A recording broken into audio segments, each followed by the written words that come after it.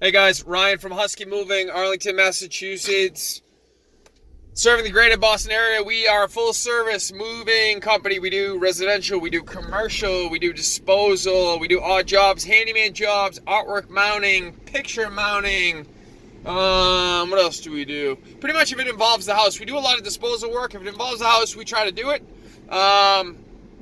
Want to do a real quick video. I'm on my way to job in Boston. We're going to be installing 3 air conditioners for a repeat customer. This morning's jobs were, what did I do? I had an office. I was setting up an office for a couple in Arlington that is redoing or they bought a place. They're doing a massive renovation and they wanted to set up their office. So I spent the morning constructing a bunch of furniture for their new office. They got a standing desk. They got a file cabinet. They got a cabinet for their garage space downstairs. Stuff like that. Anyway, the point of today's video is I do videos like this a lot. I'm going to do another one. This is a protect yourself video. And the reason this came up is because on my last job, I got a message, an email from TaskRabbit. TaskRabbit is a app that some of you might be aware of. I get a lot of jobs through TaskRabbit. I really like it a lot. Actually, I highly encourage you guys to go check it out and get on there if you can. But this one in particular, I got a message from TaskRabbit support saying that there was a dispute of time over a job I did last week. Last week I was hired by a young lady to move her out of the W Hotel in Boston, which is a huge high-rise. And then we're going to take a whole bunch of art supplies to a new art studio in Swampscott, which is, I don't know how far away. I didn't even pay attention, but let's just say it was like half an hour away, something like that, with traffic-ish. Probably more than that, but whatever.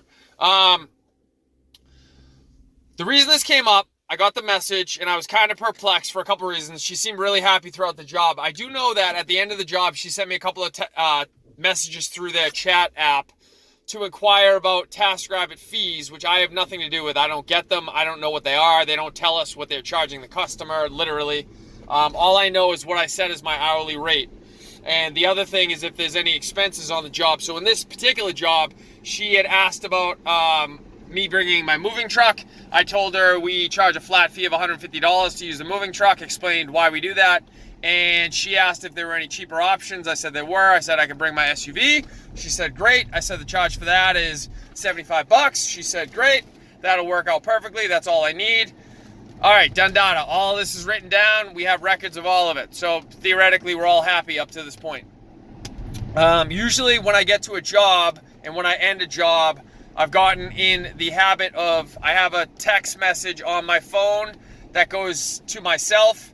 And what I do is I'll send myself a real quick text message saying the time I arrived, the time I left, and also any pertinent information I need to remember for the end of the job for billing purposes. So usually what that looks like will be expenses. If I used, for example, if I used some sort of hardware that I need to charge them for, I used 3 snap toggles at $1 a piece, so I'll write that down. Or remember to charge for the truck, $150, or remember charge for a 6-pack of tape, whatever the case may be. Anything I need to remember, because inevitably what winds up happening is when you get to a job, you're usually clear-headed, you're feeling great, life is good, blah, blah, blah. You finish your job, you're exhausted physically and oftentimes mentally, and now your mind is not working correctly anymore. Really simple processes aren't quite so simple anymore. So like anyone who's ever been in the business before can attest, like if you finish up like a 12-hour day,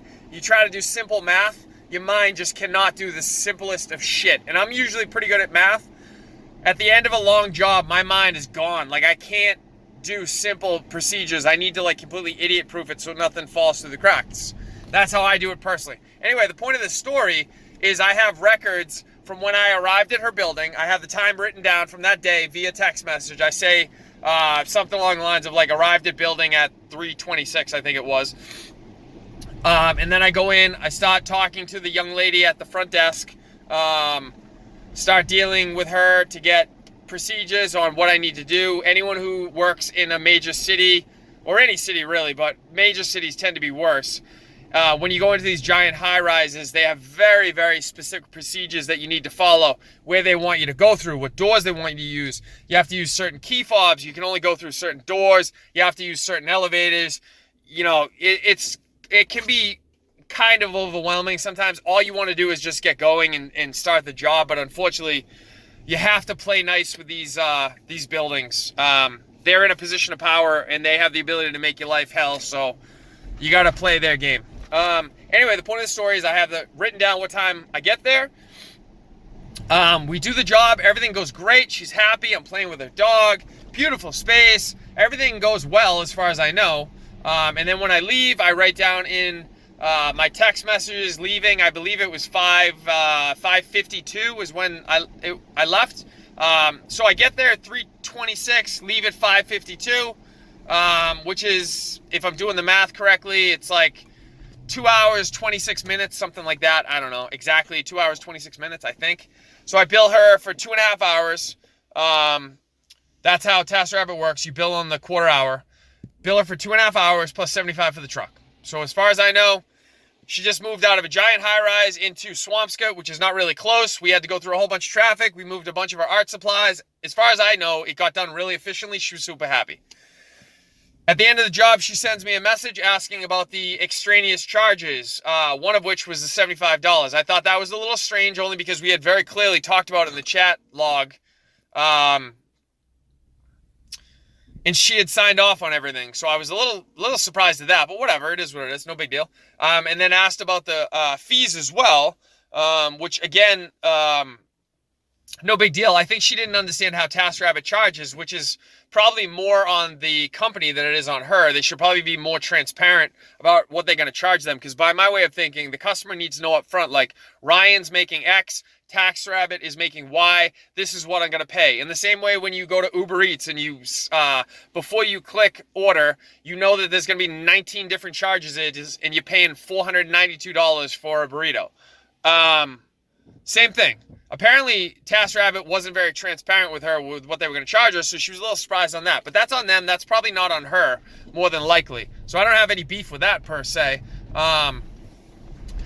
She disputed the time with the company, which, again, I don't even have an issue with that. This isn't a shit on the customer video at all.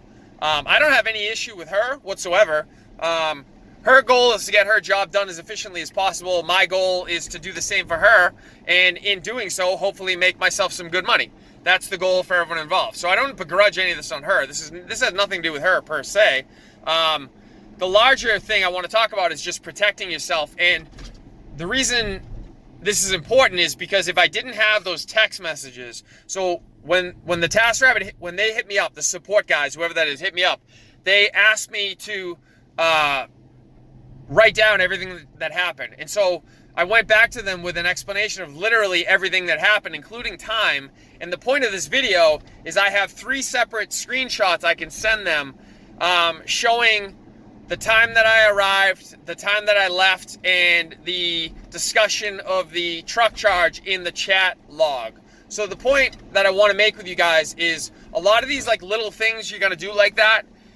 If anything happens on the back end of a job and a customer has a question, you can go back and say, hey, listen, here's exactly what happened, like literally exactly what happened down to the minute, and you have record of everything, as opposed to the alternative, which would have been me in my head just going, oh, I arrived at 3:30, or I arrived at 3:26 and I left at 5:52, or whatever the case may be.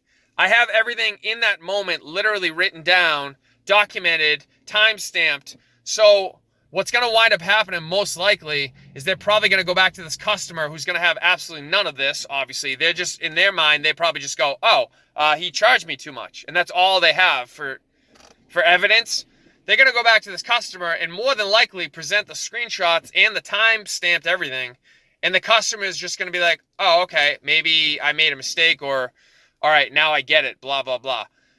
Point of the story is, as you go on in business, especially for you young guys, the older guys probably already know this, but for the young guys, one of the things I found out I had to do is I had to literally protect myself at all points. And one of the ways you do that is keeping track of all your time, your hardware, your expenditures, anything that you think to yourself, oh, this could be an issue later on, write it down, take a picture, whatever the case may be, because every once in a while, this is going to happen. There'll be some sort of a dispute. It's just a part of being in business. It's not a huge deal. There'll be some sort of a dispute, and you want to be able to protect yourself. What I've found is if you have a higher end clientele, you'll get less of these. The less you charge, the more of the disputes you'll get from people. People will try to get out of paying for stuff and blah, blah, blah. The higher end people, as a general rule, the higher end people either A, don't care, or B, they, I think, look at it as if they dispute something financially, it's an indicator that they can't afford it in their mind, I think. So you definitely get less of them if you charge more money. That's what I've found for sure. The other thing, real quickly, while I'm on this topic, something again that happened this morning, and again, not a huge deal whatsoever. It was more just I'm explaining kind of my mentality and why I do things. I'm doing a assembly job this morning for customers in Arlington, and one of the boxes, the second I opened it, I noticed that there was some random plastic piece that looked like it was important, just hanging out in the middle of the box with what appeared to be broken edges on it. And so the last thing I want to do is stop what I'm doing and pick up my phone and contact the customer who was upstairs minding their business. But I'm smart enough to know at this point I got to document everything. So I immediately stopped what I was doing, text her with a picture. I said, listen, I just opened up this box. It's probably nothing, but I got to send this to you just to protect myself, blah, blah, blah. In case anything, if I find a piece later on that something's broken off of, I don't want you to think I did it. Come to find out, it wasn't anything. It was just a random piece of plastic chilling in the box. No harm, no foul. But I'm glad I sent that, just because if it wasn't, every once in a while something will be broken, and you want to figure that out at the beginning, not at the end. If you figure it out at the end, they're gonna assume that you did something wrong to get a broken piece in the box, right? And the unfortunate reality with human beings is whenever something goes wrong, people want to blame someone for it, which I understand. I do the same thing too. It's human nature, No, I'm not making judgment on anyone. We all do it. You want to blame something. And of course, human nature also means that you're most likely to blame whoever's closest to you in the moment. I do it too. I can't tell you how many times I've done this to loved ones. You get frustrated about something, irritated, life isn't going your way, and you take it out on the loved one that's right next to you. Whether that's your parents or your siblings or your significant other or whatever. You're not supposed to do it, obviously, but occasionally it happens. Anyway, the point of the story is it happens with customers too, obviously. They're most likely, if something goes wrong, to assume that you're responsible because you're the only one who's there, obviously. So right or wrong, they're most likely going to assume it's you, even though people in the trades are least likely, usually, to mess something up. The same job I went to today, I laid blankets all over the place to protect everything while I'm assembling stuff, and I happened to notice while I was there that whoever was there before me had put some metal legs to a desk on a nice brand new wooden desk, and had clearly dragged it at some point, dragged the metal across the desk, and there were these giant gouges in the desk. Which I don't care about. I didn't assemble any of it, so none of it is my problem, nor is it my desk, so I don't care about that part of it. It's just, my point is that if you work in this business, you would know never to do that. You would put a blanket down, or you would never put those legs on a wooden top. Anything that's going to scratch it, you're not going to put it on there or drag it across there, obviously. It's just common sense. You learn that on day one. So my point is, they're most likely to blame you, even though you're, in every scenario, you're the least likely one to make an error, only because we do this so frequently and we're the ones responsible for everything. So usually, in my experience, 99% of the time, I'm the one being a psychopath about protecting everything, and everyone else is like, don't worry about it, it'll be fine, we'll figure it out later on. So anyway, guys, I hope you found this video. I hope there was a couple of things in here you found informative, especially for you young guys.